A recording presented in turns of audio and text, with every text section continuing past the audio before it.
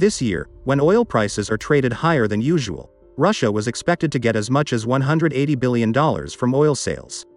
The International Energy Agency says Russia is the world's largest exporter of oil to world markets and the second largest exporter of crude oil after Saudi Arabia.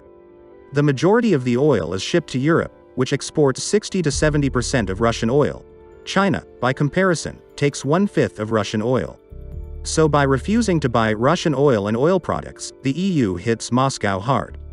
It is estimated that the EU has already paid Russia about €22 billion for exports of crude oil and petroleum products since the beginning of the crisis. Mikhail Gonchar, the president of the Strategy 21 Center for Global Studies, also believes that the oil embargo will be a very painful hit for the Russian Federation. According to him, gas can be burned if there is no possibility to sell it, but it is more difficult with oil. You can reduce production, pump it into Transneft's reservoirs or the company's producers until it gets better. But the capacity of these parks with the volume of Russian exports of 230 million tons will prevent them from accumulating a reserve for long months. It is possible to shut down wells when the consumption drops, but not all of it can be restored afterward, explained Gonchar. European Commission President Ursula von der Leyen recently announced the sixth sanction round against Russia in response to its unprovoked invasion of Ukraine. It also includes a proposal for a phased oil embargo.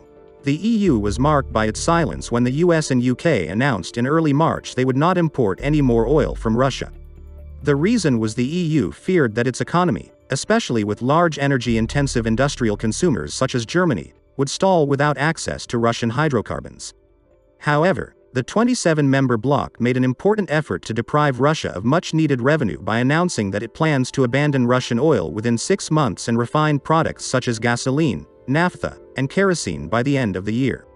Moreover, the majority of Russian oil export capacity is oriented to the west, not to the east. There is only one pipeline going from Russia to China, and it's at full capacity, so any oil sold to that country or India must be transported by sea using tankers. It might be impossible because the big international trading companies that trade, ship, and store oil and oil products around the world, such as Vitol and Trafigura, are increasingly wary of dealing with Russian oil in case they are accused of violating sanctions.